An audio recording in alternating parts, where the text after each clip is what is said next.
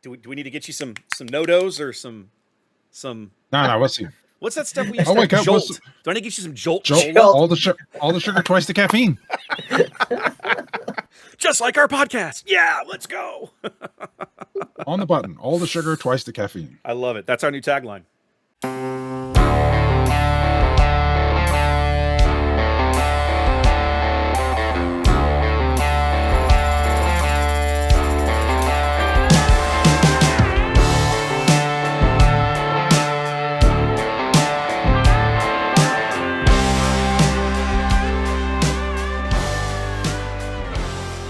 Here we go, ladies and gentlemen, boys and girls, gamers of all ages, welcome into episode 5 of the On the Button podcast.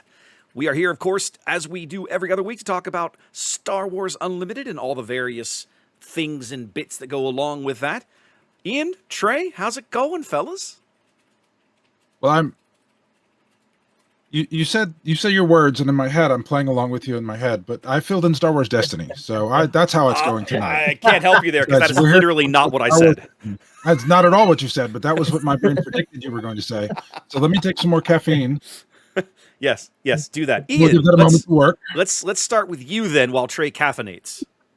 I'm doing great. I had a date night with the wife tonight. We saw Thunderbolts. Not bad. Really cool end credit scene. I was gonna say, movie was okay. No spoilers, but you enjoyed it. Yeah, I did. Excellent. I did check my watch at about the 2-hour mark. So, without devolving too deeply away from Star Wars, not Destiny Unlimited, that the advertising for that movie is so sad because I don't remember the actor's name, but the guy that's in Stranger Things, David Barbour. Yeah, sure, him. That guy. I listen to a bunch of podcasts. I think I mentioned that before, and I get commercial breaks in these podcasts. And there's I keep getting his commercial of him literally just begging us to go see the movie. It's like he starts with, "I'm sorry I didn't mean to take all your time. We promise this movie is good. Please go see it. It's got heart. It's got this. It's sad." I'm not surprised though. I think Marvel has a lot of sins to make up for the last few years, and so they're.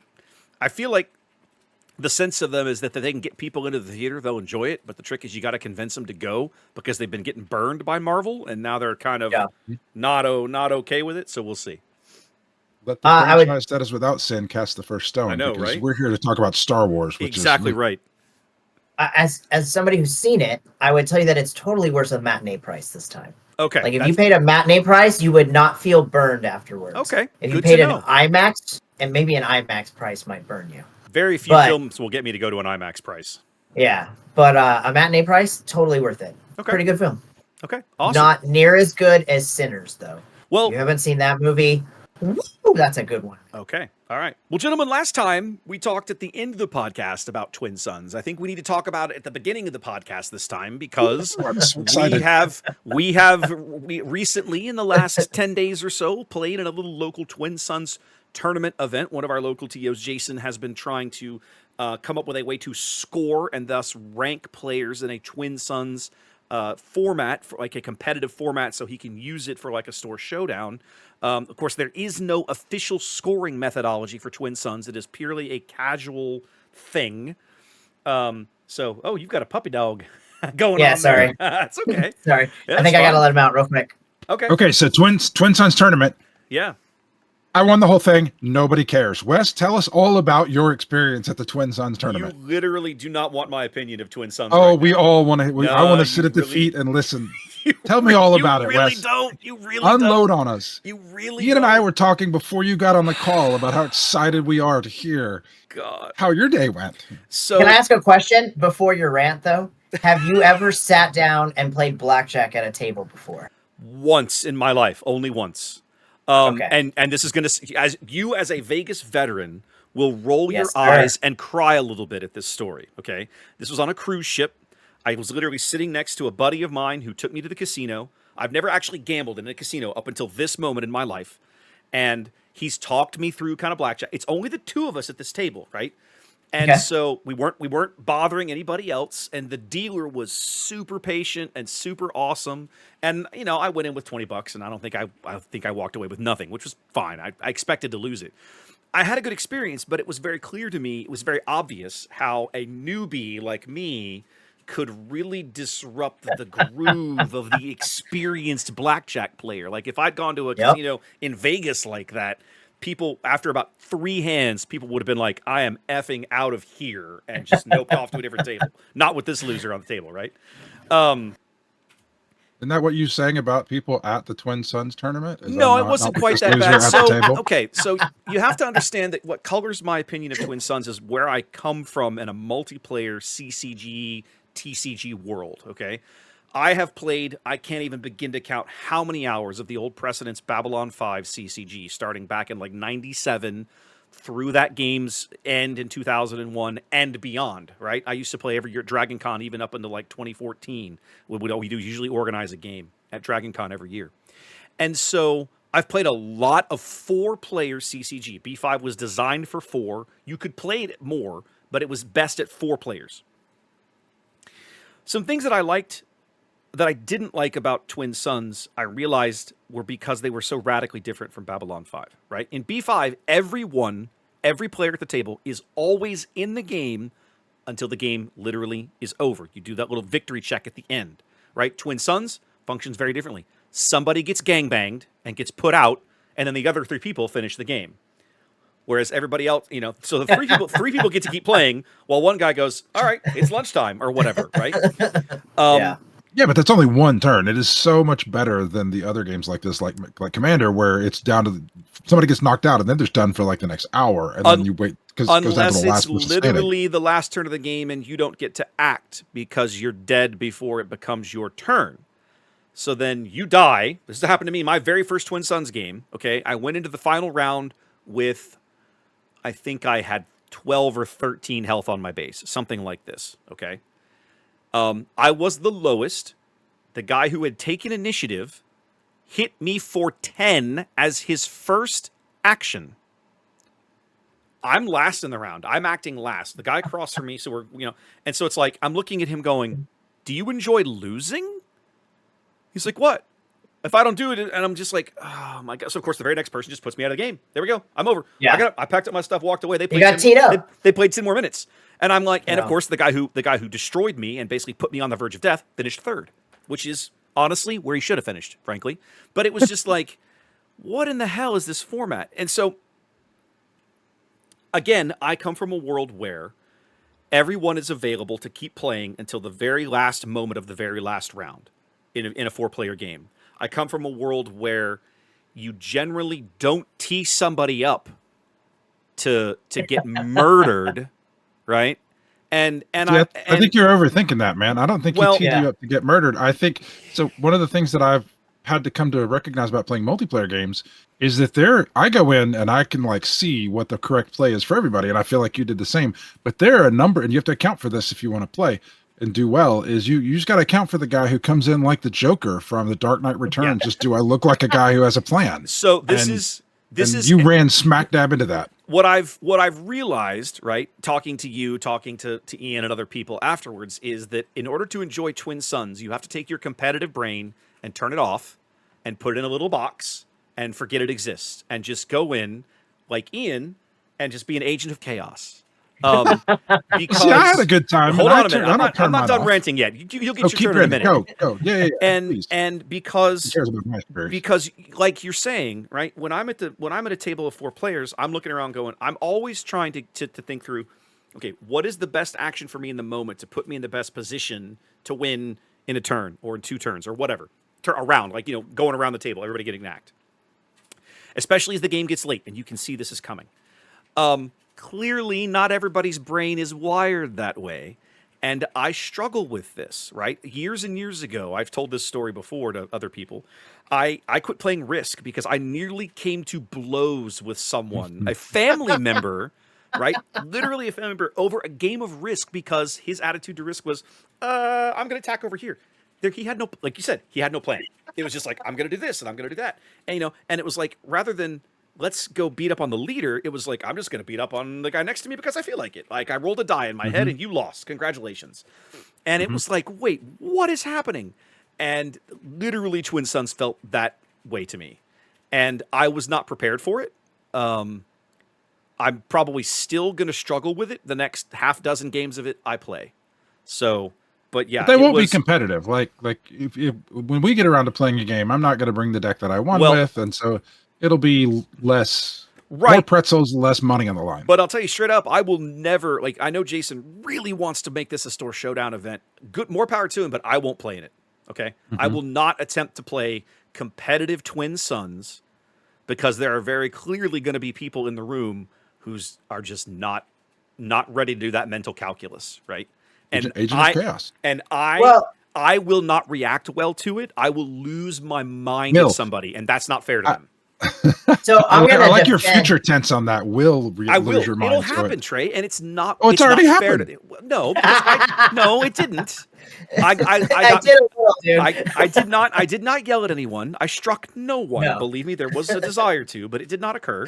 And I know that in order to prevent that from occurring, I simply will not put myself in that position again.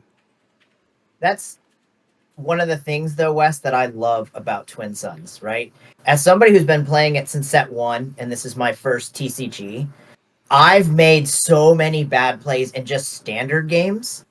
But when you make a bad play in Twin Suns, how it dominoes the board is very fun to watch at times. Just the grenade of a poorly thought out play. So yeah, where you think you're gonna win, like somebody thinks they're gonna win, and then bam, they're last place. Like so then you've got me on one end of the spectrum. On the other end of the spectrum, you've got Trey, who over 2 complete rounds of 4-player games lost a total of 11 health. Which made me go, what in the hell was everybody at your table doing, Trey? Yeah, I don't know. Exactly. You and I weren't sitting there. I know exactly what happened because I manipulated it all. I orchestrated every single thing that happened across all 4 players in every game. So, yeah, there you go. I built a deck that made it unfun to attack me, and it made it feel futile to attack me. So nobody wanted to hit me and then have me gain some life back. It just was made more sense, and like even for the chaos players, they were like, well, I could just attack him, but it's not going to do anything, and that's not fun. I'll go after somebody else instead. Yeah. I had a weird experience in my 2 games where I was openly targeted in both games, which was totally new for me. Because I mean, obviously as I get better at playing the game, I'm no longer a pushover anymore, I don't believe. So I was surprised that like my sentinel units were getting attacked where they weren't killing my sentinel unit. They were just hitting it down so the next player could take out the sentinel unit.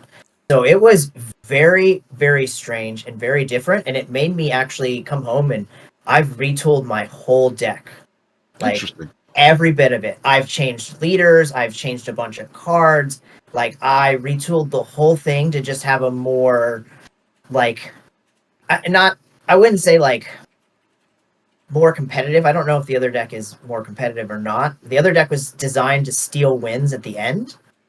But if you've already got 26 health on your base and you're going into the next round, you're not stealing a win. You're just stealing third place. You're stealing third place, right? So in one game, I just stole third place. I was like, I'm not doing another phase of just getting beat down. I'm ending this right now. I'm playing my Grand Inquisitor. I'm taking out somebody, and I forced a tie for first place. But like, I found some really fun cards to play though. In the Heat of Battle is one of the coolest Twin Suns card. I'm putting that in my deck now. It's a card that says every unit this phase loses Saboteur and gains Sentinel. So every unit on the board has Sentinel, and every card you play out of your hand has Sentinel. Now, when I played Screeching Halt. The game comes to a screeching halt. Yeah, a screeching halt. I had 4 health left on my base in the second game. I took initiative, and my only goal was to play that card at the top of the face. I had the other card I had in my hand was unplayable.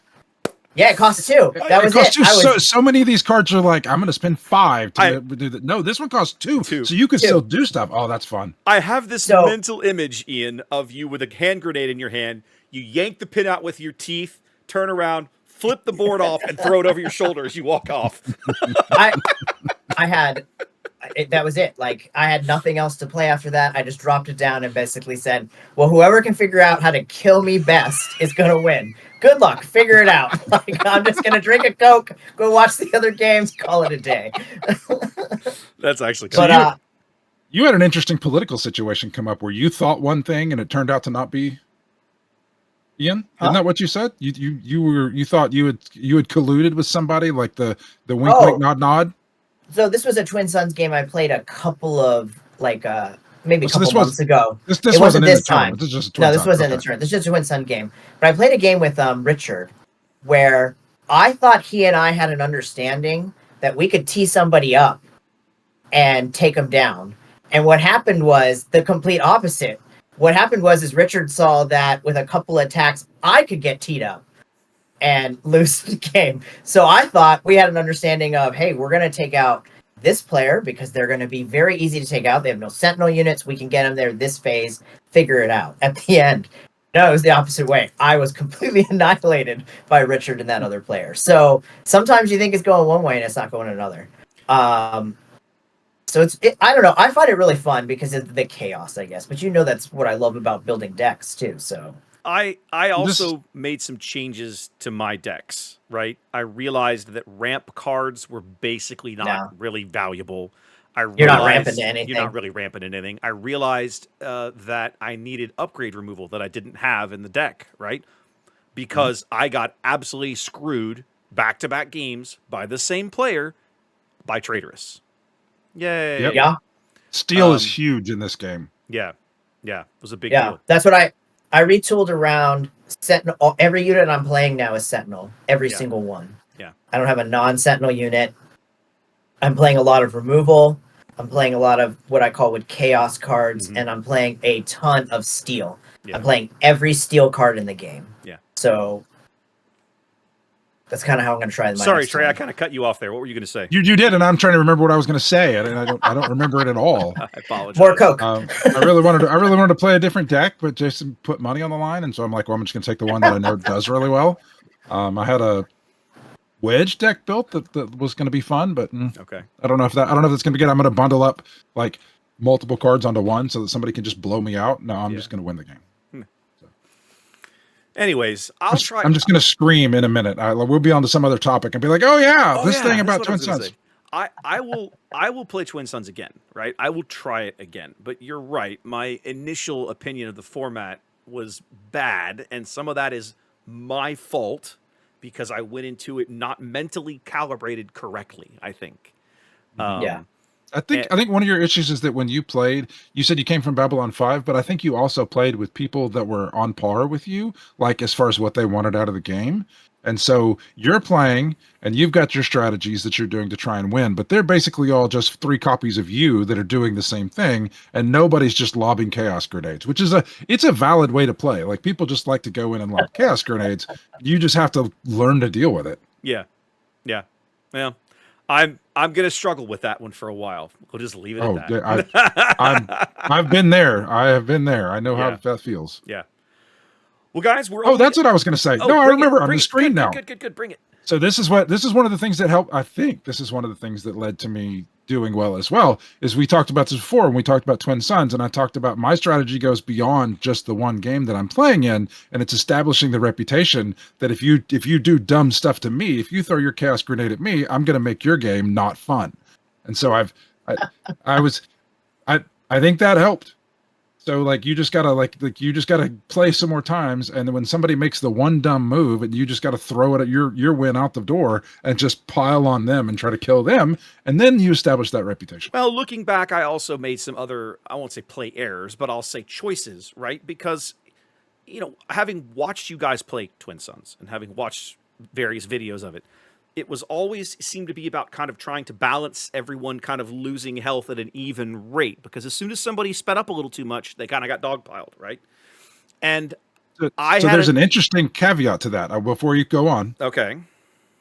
There's an interesting caveat to that is that if you get so far ahead, nobody thinks they can catch you, then it becomes everybody racing for second place, especially when there's points on the line and you're getting 3, 2, 1 or no points. When you can get a partial win by getting second, if somebody gets far enough ahead, everybody else will just chuck out and be like, I can't win, but I'm going to go for the 2 points. And then the guy that, if you put yourself in the position to be that far ahead, then you just basically the game, they just give you the 3 points so that they can fight over the 2 points. I had a moment in the second game where basically everybody else was done and I had 9 damage I could still shell out. This was maybe round 3 or 4. It was still relatively early in the game. And I could have just picked the guy who was the lowest and just said, I'm going to kick you in the teeth even harder.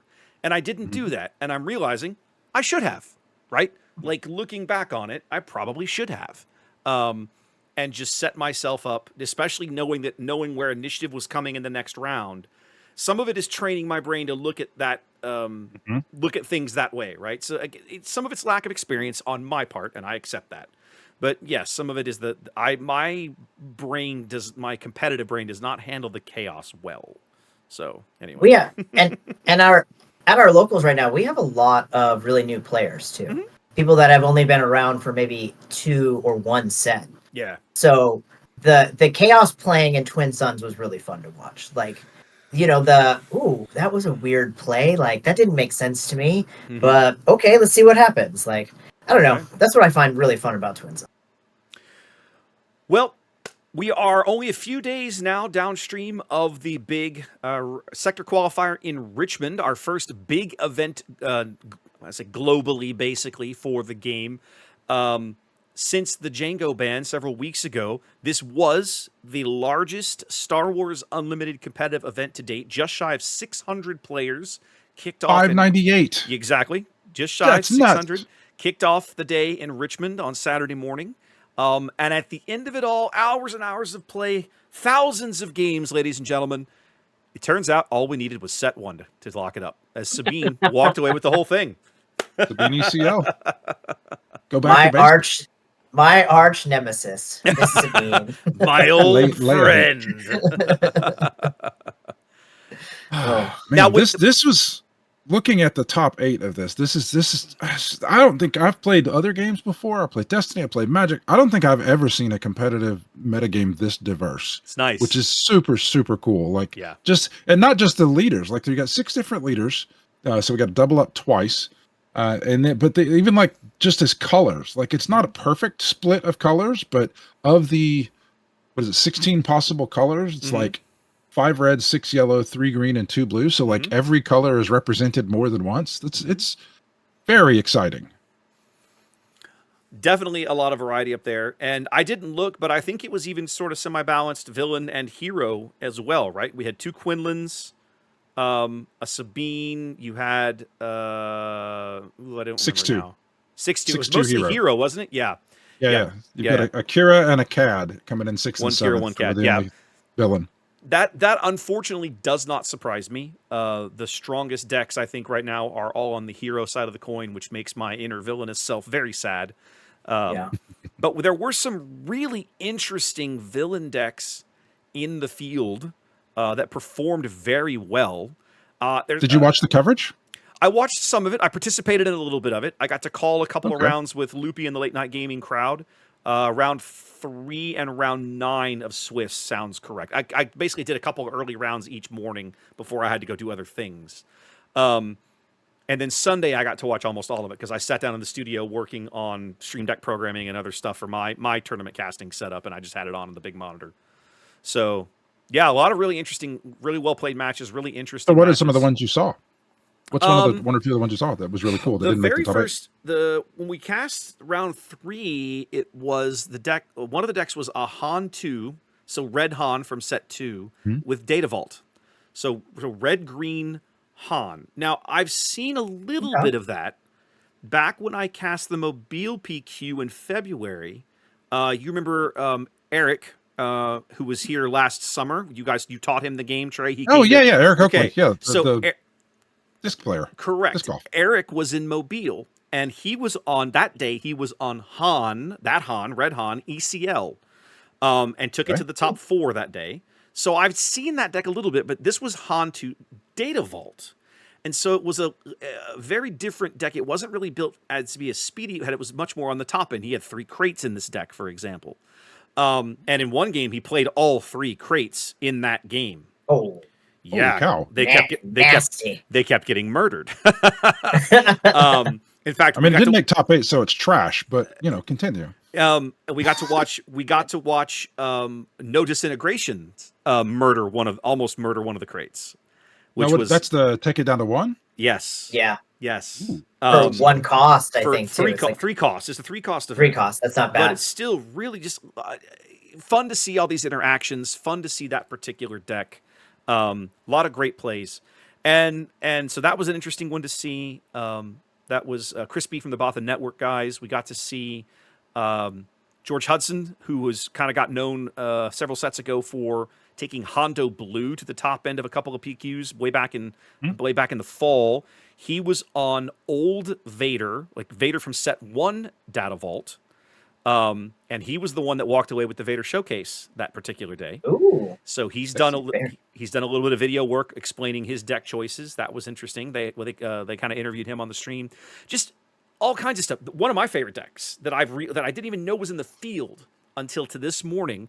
One of the guys, there was a Mace double red who made day 2, who finished I think 45th, and he did a beautiful video of the breakdown of his deck. That I watched on YouTube today, and I was like, I'm building this. This looks like fun. That's exciting. Yeah, it was really neat. And then somebody took Kylo, like Kylo Tarkintown to 21st, right? So yeah. So like there was such a great variety. The game I think is in a really good place now when you can take the crazy leaders and just shove them to the side. Now, obviously, certain things rise to the top, right? But still, a lot of decks out there winning games and showing up and surprising people with things they didn't expect to see in the field. Yeah, so there's nobody's able to angle shoot and like figure out what the metagame is and then attack that, because the metagame is just every deck is good and you can play any deck. So you just got to bring a deck that is good in a vacuum by itself, can stand on its own. Pretty much. Yeah. One of the things that I really enjoyed working with the caster team in the background was we're building a lot more tools to help filter through the data, right? You're able to go into Melee and at the start of the day, you can download a CSV file, full of data of sets, leaders, all this sort of thing, and then plug that into a back-end spreadsheet that somebody's built, and then bam, you'll get percentages of the field for every leader base combination, all this kind of stuff. He'll generate charts, and we're going to have those. We should have those available. PQ season starts literally this weekend, and those are going to be available for people that want to have them during their streams and their coverage, and it's going to be really nice. I know we're trying to get those links spread around. We talked a little bit about the rare bases out of this last set being a much bigger impact than the ones out of set. Yeah. The rare bases are good. Oh, I was just gonna say, since this is the first time I've seen him played that heavy since the set 1 basis. Like, it's really nice to see. Yep. Data Vault. Since that era of dominant Jeddah City, that one? Remember that? Data Vault was massive, but Colossus also making a splash, both with Anakin and Piet, 2 radically different decks, and Palpatine, right? But still, that 35-point base still attractive to some folks. Now, I think with Quinlan, as popular as he is, and all the discard, you're going to see people shy away from Colossus for a while. But once Quinlan rotates out, Colossus is going to come back. I can almost guarantee it. All right, so quick question before we move on to something else. You have a hypothetical. You have a tournament tomorrow. What are you taking? You want to do well. You're not throwing chaos grenades. I'm going to take that Mace Red deck. I'll tell you straight up. With no playtesting? You're just going to take it as is? I'm just going to take it and go play it. That's what I did last weekend. I had a store showdown, west side of town. They did a little quick and dirty thing, a bunch of best of ones, and a cut to top 4. I took Phasma, right? Phasma's not a great deck. I didn't care. I wanted to play Phasma, so I just went and played Phasma, and I think I was 5th. I got my Devastator. I opened a pack with a couple of Jedi Lukes in it, called it a night. Like, that was a great night. Not a couple of Jedi Lukes. A plane and a hyperspace in the same pack, back to back. Like OG legendary Luke? OG legendary Jedi Luke Skywalker Jedi Knight. Walk away. Did you go buy a lottery ticket afterwards? Or? Should have. Didn't need one. I would probably take my Piet Red. It's probably what I'm playing best right now. Nice. I can take, and I'm taking games off of Sabine and Han on Carabas, so there are paths to victory. They're slim against Sabine. I've got to draw a lot of my Sentinel that I have in it early. But other than that, that's probably what I take. What about you, Trey? It's more. See, I don't know. I've got one deck that You I'm playing never on know. Carabas. No, I've got one deck I'm playing on Carabas. It's like hyper aggressive with Poe, and it's just winning everything that I can throw it against it. It's faster than Sabine, and like I don't know, it's just winning everything on Carabas. But I don't think it would be that good in a tournament. But then when we go play on Tuesday night, I've got this stupid Count Dooku yellow deck that is so much fun to play, That thing's and I really still good. win nearly all of them. That thing's But pretty then good. I've got like, if there was a big money on the line, I'd probably just take Emperor Blue because I feel like that's the one that I would win with. Okay. So OG Emperor Colossus. OG. Okay. Interesting. If I had to build a meta deck, I'd probably play Quinlan though. But there is no meta. I mean, Yeah, I'm saying like I think Quinlan's pretty great deck.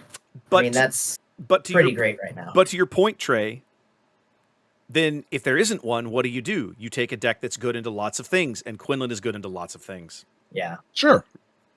There you go. Same way to Sabine. Sabine is good into lots of things. Does she have bad matchups? Yeah, sure. But she's good into a lot of the field, so that's not a bad deck to play. They're both still at the end of the day aggro decks, and if the aggro decks pop, I mean, there's nothing you can do. Like you're just dead before you can do anything. Sometimes. So, what's next? Well, you might have noticed it's spoiler season. We're only technically about 10 weeks from the next set, and FFG likes to spoil 2 liters a week, which means... Shut your lying mouth. We are not 10 weeks away from the next set. Yes, sir, you are. Yes, sir, you are. Wow. Man, I need to start saving them dollars. So, yeah, start putting your pennies away, boys. And that means that if we're going to spoil 2 liters a week right up to getting close to release, we're going to see 2 new liters a week. And, of course, this week we have seen our 2. They spoiled Third Sister and new Obi-Wan Kenobi. Of course, Third Sister, aggro villain, big fan of this card, really leaning heavily on the new hidden mechanic on her front side. She can just exhaust herself to play a unit and give it hidden for the round, meaning your opponent cannot attack it. I love this ability. And then when she deploys, she's hidden herself. So she cannot be attacked the round that she chooses to enter the board. So there's a really interesting Inquisitor. So we're going with Force stuff, and you would think that it would be like heavy Sith, like the aggressive, angry stuff. But all the stuff we're seeing so far is Inquisitors. The one of the things that I saw her and immediately thought about, because Twin Sons, I thought about Twin Sons, and even though I want to play like Don't Attack Me Ever, the idea of pairing Third Sister with Grand Inquisitor and Twin Sons and just making a hyper aggressive deck that I can throw something down and ready something, and you can't do anything about it, so I'm just going to crush you with it. That's pretty fun. That sounds like fun. I don't know if it would win, but it sounds like fun. It'd be worth playing. You're speaking Ian's language, right? I know you Yeah. thought about it. Yeah, definitely. I only looked at the cards a couple hours ago, to be honest. I try to avoid the spoilers as best I can. Okay. So you just want to go into that weekend cold, like the opening weekend, you want to go into completely cold. Yeah, kinda. I found it really fun with the last 2 sets. Okay. Like I paid attention to a lot of the spoilers for Shadows, and was super hyped for it. And then when the cards actually came out, they felt kind of duddy. So I very much enjoyed, like, Twilight's not considered like a fantastic set. I really enjoyed playing the pre-release on it and stuff because I didn't know anything about the cards. So it was really fun to like see all the different cards and play them all. Yeah. And then like Jump to Lightspeed, I didn't know anything, and I had a ball doing all the pre-releases. So yeah, I think I'm going to try to stick with that method. I'm a little bit hybrid of that because I won't go build or do anything until I have the whole set and the cards in my head. I won't get to be like, oh, I'm going to build this deck. Well, you don't know most of the cards coming out. So, but I will at least read them and then promptly forget them. I like seeing the spoilers, but I never judge the card completely because you can't judge it in a vacuum, right? You can't judge this. You got to be able to see what else is in the set before you can go, oh, this card is good, or oh, nah, I wish they'd given it more, right? There's a whole bunch of people on YouTube, right, that they talk about spoilers and they try to tell you this card is amazing or this card's crap, and I'm like, I mean, maybe you're right, but you're probably wrong about half the time. I mean, and the other thing is that, you know, you don't. Many times, right? People have been super hyped for spoilers. They hear spoilers. This card's going to be amazing, and that's the last time you ever hear about it. And then, like, I remember seeing somebody in one of the discords I was in was talking about this week, right? Especially after Richmond, when Data Vault was spoiled, right? Almost everybody was like, "This card is crap." Well, nobody feels that way now, do they? Nope. Exactly. I never felt that way. I always liked the card. Fair enough, but See? a lot of people did. A lot of people didn't feel that way. So, dummies. There you go. One of the cards that I think is fun, Plo Koon, and I'm not going to say whether it's good or bad, but I love that Order 66 just pisses Plo Koon off. He's a 6/8, and then if you have the Force and they play Order 66, it does 6 damage. So he's like a 6/8 with 6 damage on him. But now he has grit, so he's just smashing you for 12. Oh, I love the thematic part of that. That's fun. Yeah, he's one of those rare Jedi units that Order 66 doesn't just outright murder. Yeah. The other leader spoiled this week, a new Obi-Wan in Command in Green Hero. A lot of folks are kind of underwhelmed by this card. He basically Plus it's flip. Well, he comes out on 5, which is honestly, I think, kind of the regular standard for what most people consider to be a good leader these days.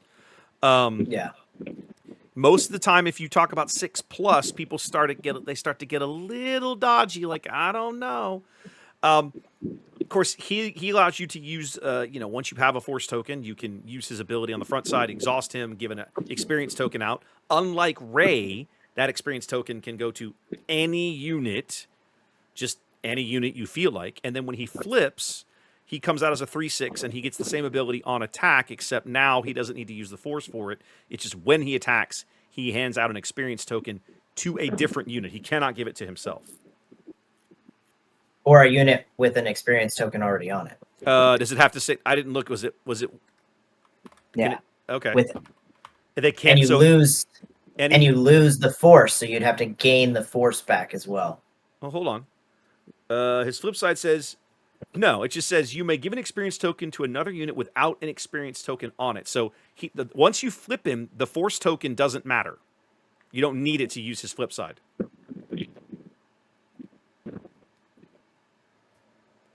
All right, guys, sorry about that. Little technical difficulties, so we had a small break. We're going to restart here. Trey, we were talking about Obi-Wan, the leader. You had thoughts to share. Now that you've got your mic working, go ahead. Oh, all my thoughts have been spilled out, and they have filled the air in my room that I'm in. You guys didn't hear them, and it was wisdom, and I have built the decks, and I can win tournaments with him now, but I can't share that anymore. It's all gone. I've forgotten it all. Well, moving on.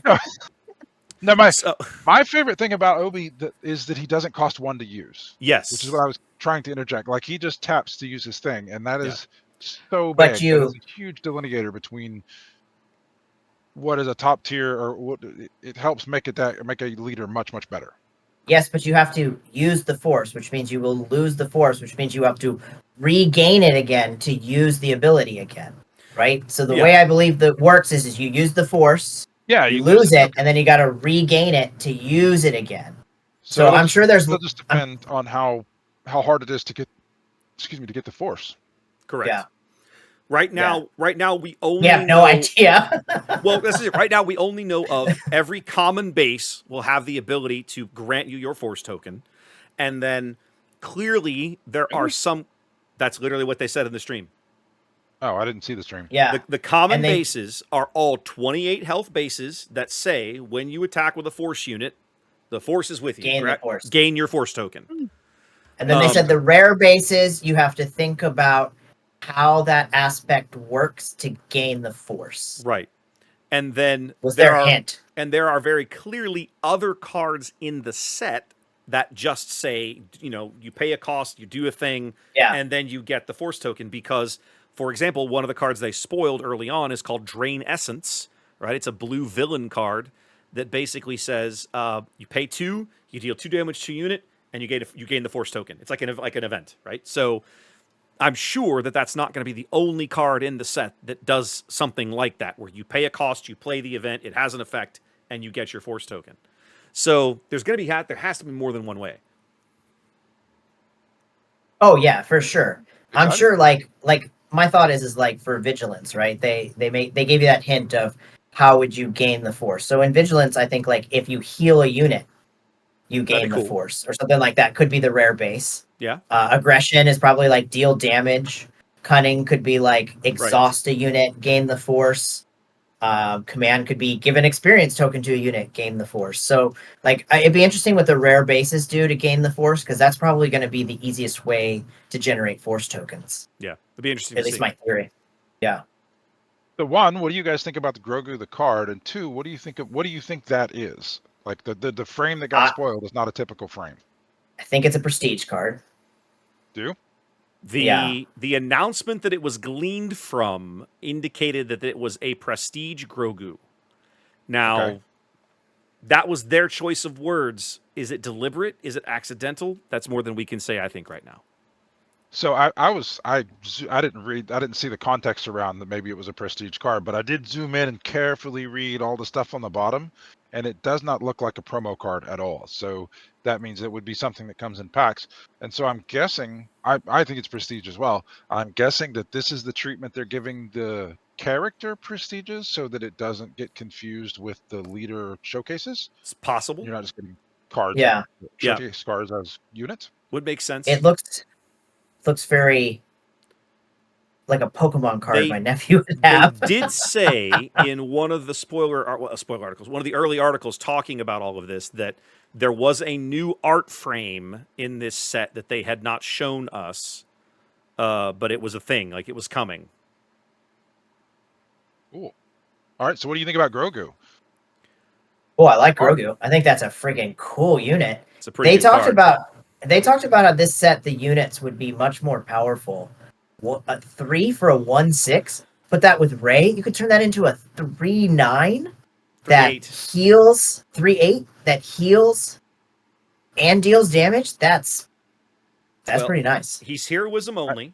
He's legendary, so he's going to be a he's chase white card too. Okay, that's he's yellow. just heroism. All right. Yep, just a heroism unit, and he's a legendary. The first time we've seen a legendary without an aspect color attached, like a color, like just a plain heroism or villainy legendary. We've never seen that before. Yeah. I'm like racking my brain trying to think one, but no, there's not one. They don't exist. Until I find him very interesting, but I don't know that he's as powerful as people expect him to be. I think hidden is actually an issue with him. Like hidden is a drawback on him because you kind of want him to get attacked. So like I'm excited about using Chewbacca with him, the blue Chewbacca from the first set, which would give him Sentinel, which means you could attack him.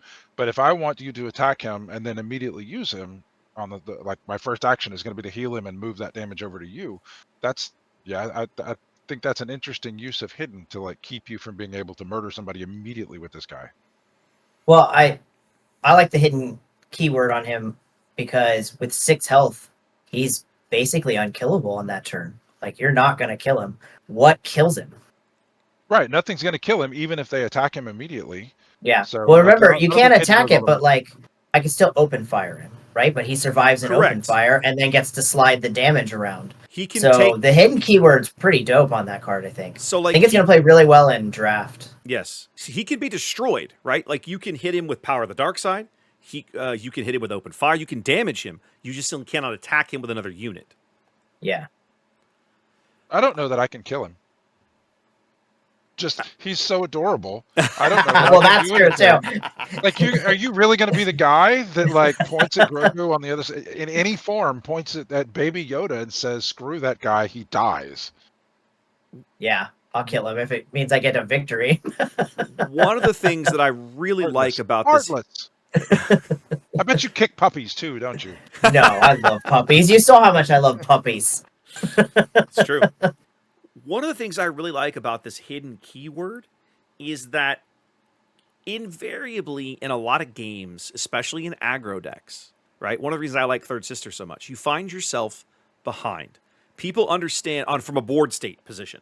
People understand inherently that one of the ways to handle a control deck is you pause long enough to murder their units and clear them off the board. Handle Third, an aggro deck. huh? Handle an aggro deck. Yeah, How you stop an aggro deck is kill your guy. Right. You take control, so I'm just making sure we're on the same page. Yeah. But Third Sister, with her ability to exhaust and play another unit, and they can't attack it this round, I think is really interesting because it allows you to, in that mid to late game, as maybe you've lost a little control of the board state a little bit, you're able to maybe force their hand somewhat by playing a unit that can't attack this round. It's like, maybe you play something big.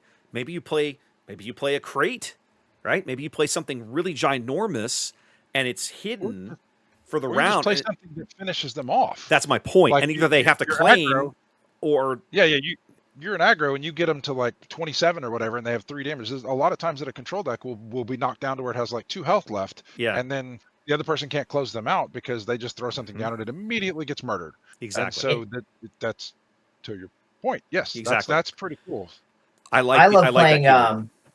I really love playing Grand Inquisitor yellow right now. Mm-hmm. But that deck fizzles out where hidden would be a great keyword for me to have. Okay. Because a lot of times, like I played Trey, I just couldn't keep a unit on the board past 6 because every time I'd bring it out, he could murder it or he'd find something, right? So if I could play it with hidden, it would give me the chance to then ready it and attack it. Yeah. Where it was just I'd put it out, I'd ready it, it died, right? Yep. So like it would be nice to be able to get that final swing in. So I'll look at hidden keywords to add into that deck. Well, also consider Third Sister with ambush units. Right? I can play an ambush hidden unit that gets to ambush and cannot be attacked in return for that round. That's kind of cool. Yeah. That's exciting. Yeah, lots to like there. Now, what do you guys think about As I Have Foreseen?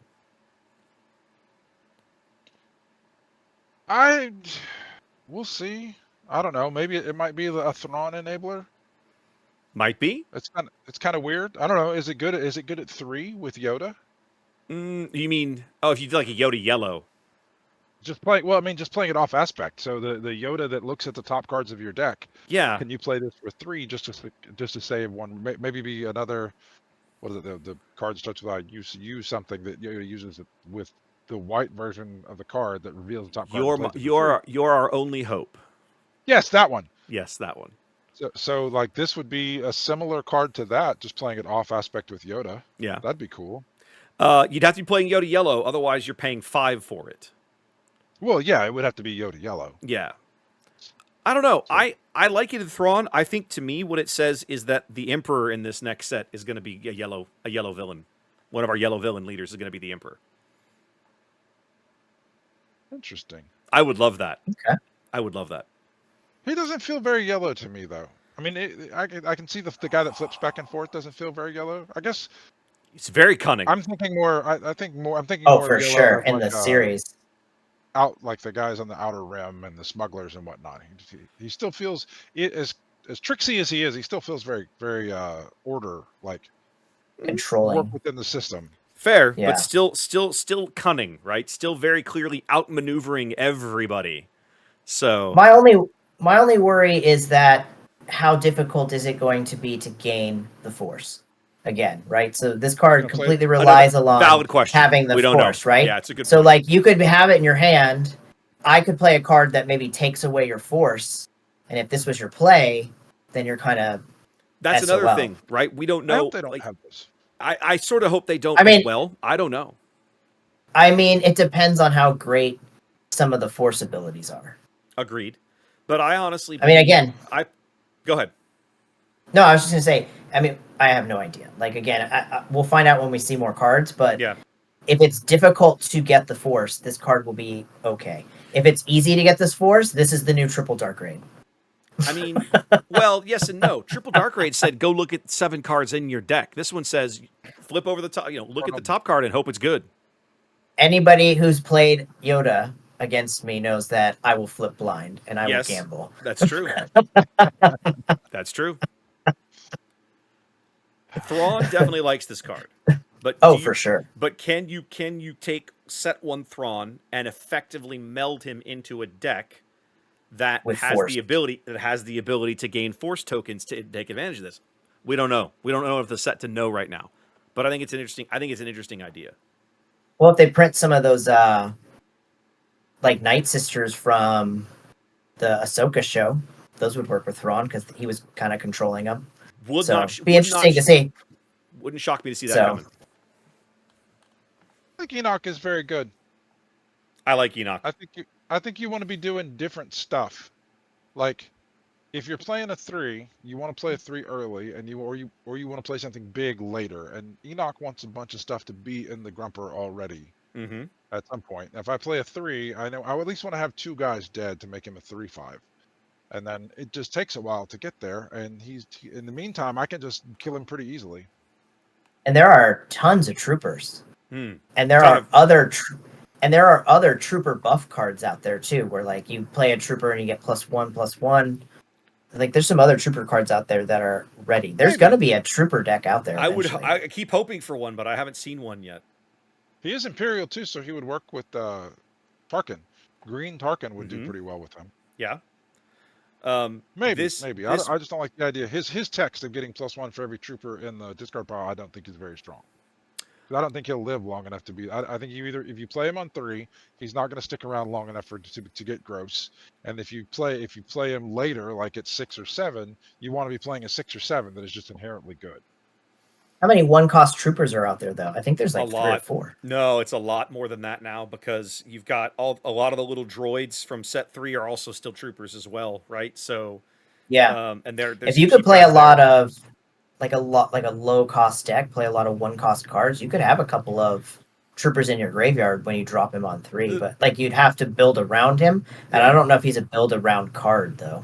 The first thing I think of when I look at this guy is Gideon, right? Gideon was a set 2 leader that I kept wanting to try to make. Yeah. I kept wanting to try to make work, but the cards just aren't there to support him. And a deck that really wants to focus around low cost units invariably runs out of cards to play in hand, because by the time you get to the 4, the 5, the 6 resource turn, you're drawing 2. And I did this all the time with Kylo, right? You're drawing 2. You're able to easily play both cards. But then once your opponent curves out ahead of you, they're just murdering everything you play as soon as it hits the board. The only way that deck starts to like be a threat in the late game is if you're able to reach a point where you can draw 4, 5, 6 cards and play maybe say 4 of them like on a turn. Can you do that? I don't know. If you can come up with them, yeah.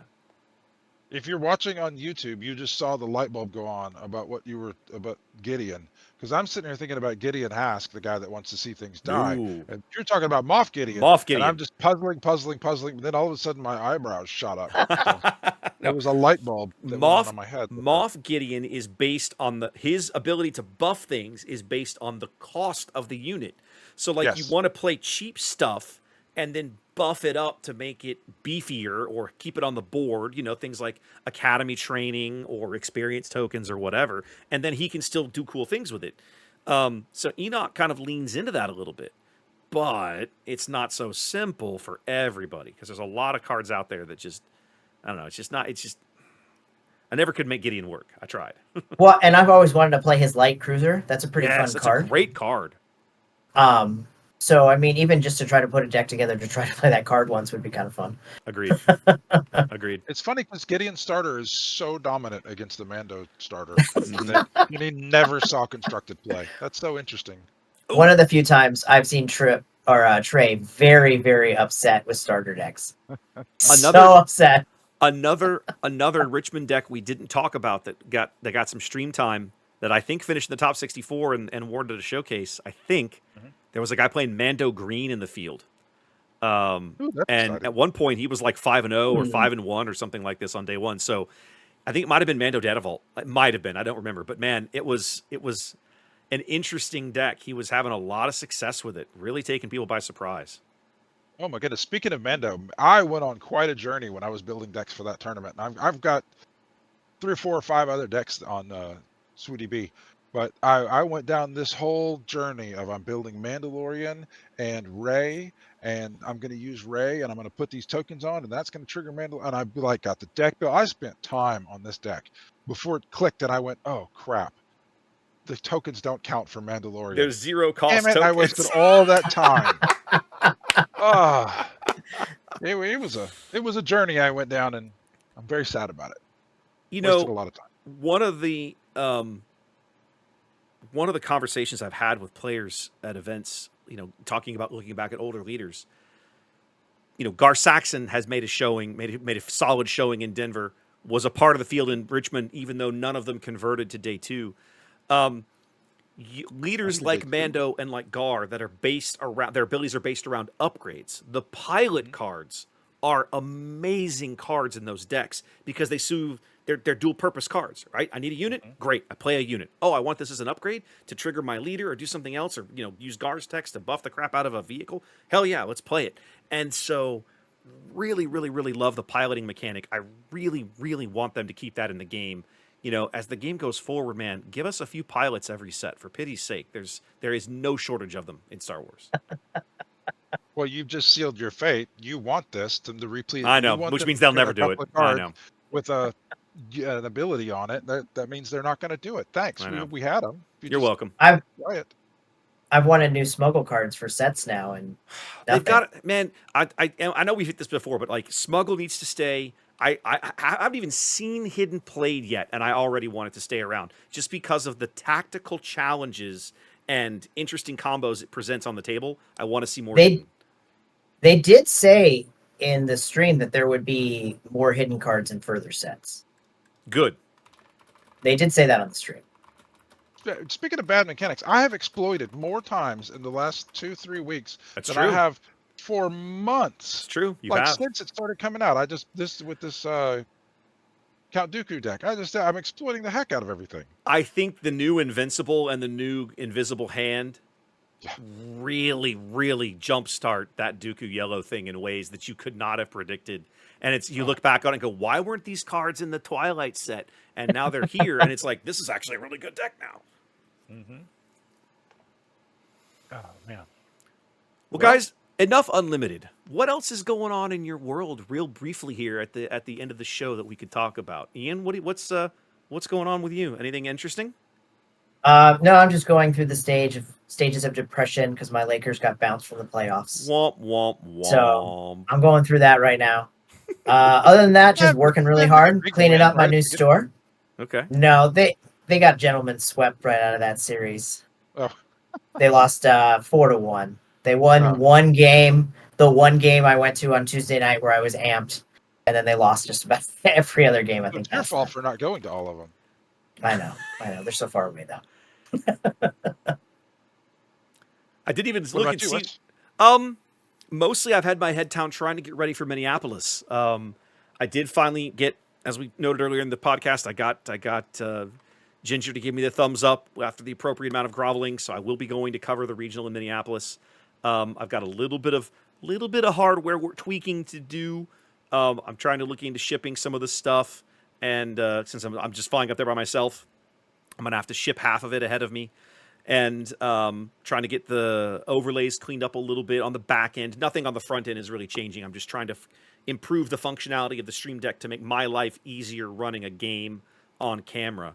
And then after that, the next step, I'll finish that up in the next day or so, and then over the next week or two, I'm going to be working with the various other caster stream guys. A lot of the back end folks that have stepped up to help us work on some tools with API calls. We now have access to the back end of Melee. We can pull data out of a live event, right? Like I should be able to extract a table of the standings in a given round, which is something that apparently the players have a difficult time doing on the front end. And then I can turn that into an OBS screen, and we can talk about that between rounds.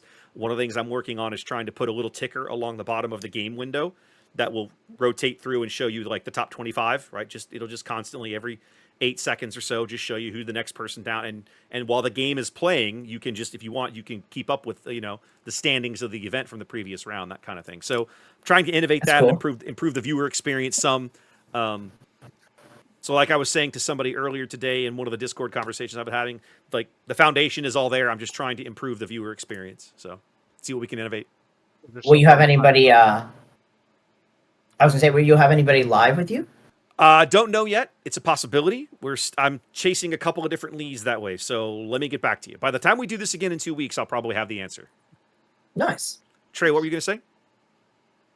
You said you're trying to make the viewer experience better, and I was saying because you're so far behind everybody else that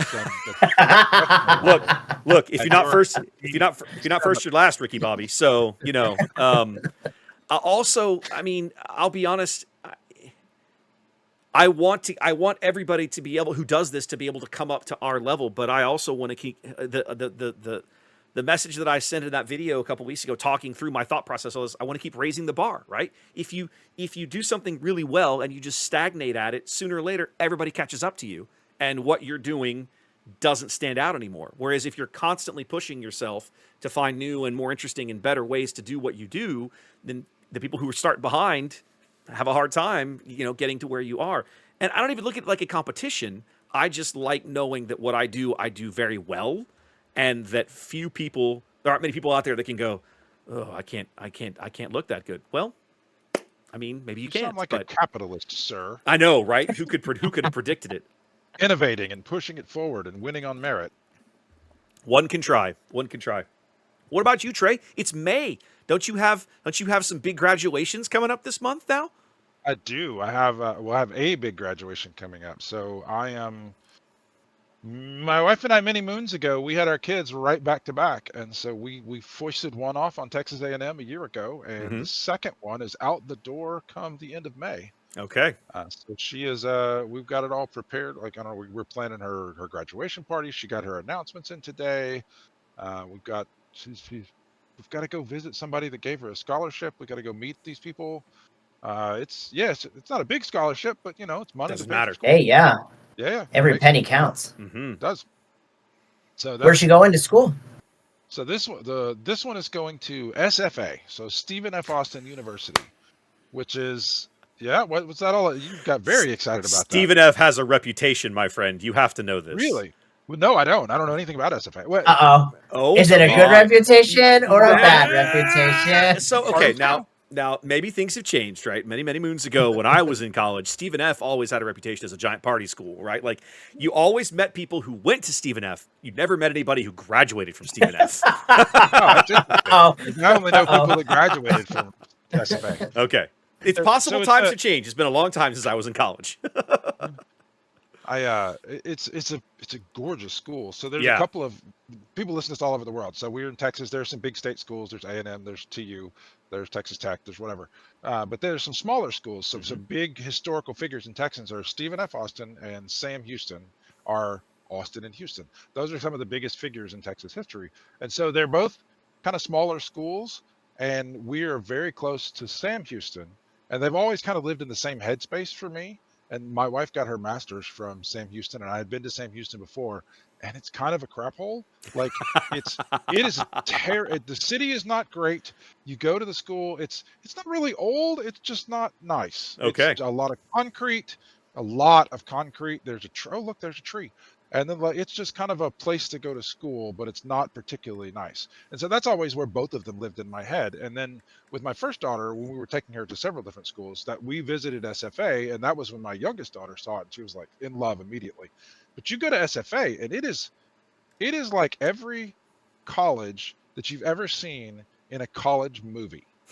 So you go see a college movie, whatever it's a comedy, usually they're comedies, but it's like some quaint college that's just gorgeous buildings that are set back in a little bit off the road in the woods, and like you go into the main building and it's all this beautiful architecture and this dark wood paneling that's just kept tip top. It is just the most gorgeous campus I've ever been to, and so she's going there, so that's exciting. Interesting. I'll have to go check it out sometime.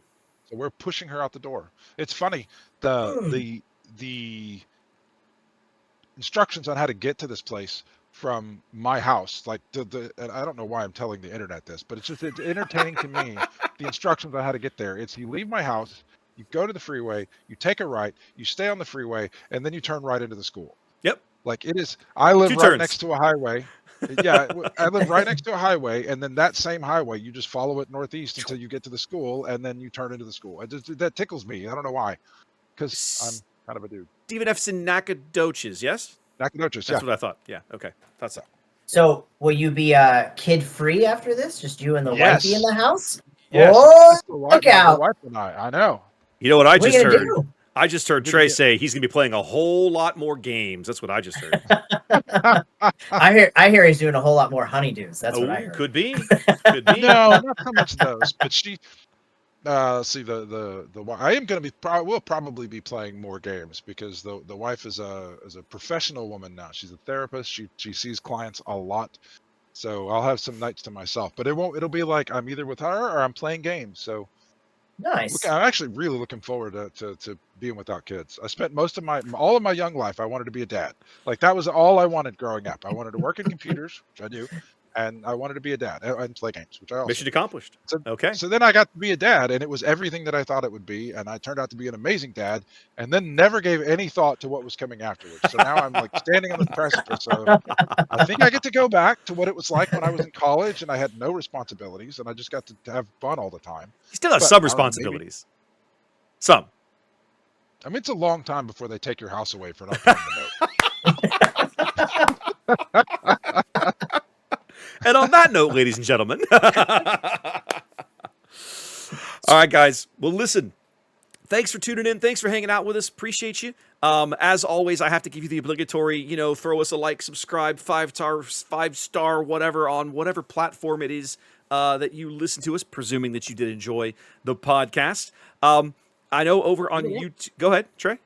I just even if you don't do that, because that requires you to click on something, like whoever you play this game with, just talk to them about the podcast. Also Like, true. give them the- Yeah. Also you know, true. just if whatever your local is, if you listen to this, talk to them, be like, hey, these dudes don't suck like all the other podcasts, or however you choose to phrase that. To get other, I mean, it'd be cool to have lots of people listen to us. Yeah, that'd be awesome. That'd be awesome. And if you happen to be in Minneapolis for the regional, make a plan. Come on up. I'll have the caster booth there at some point. At some point, I will be in the booth, guaranteed. So come on by and say hi, and we'll figure that out. But we'll be back in a couple of weeks with some more coverage. We'll see what FFG does between now and then, and I'm sure we'll come up with something interesting to talk about soon enough.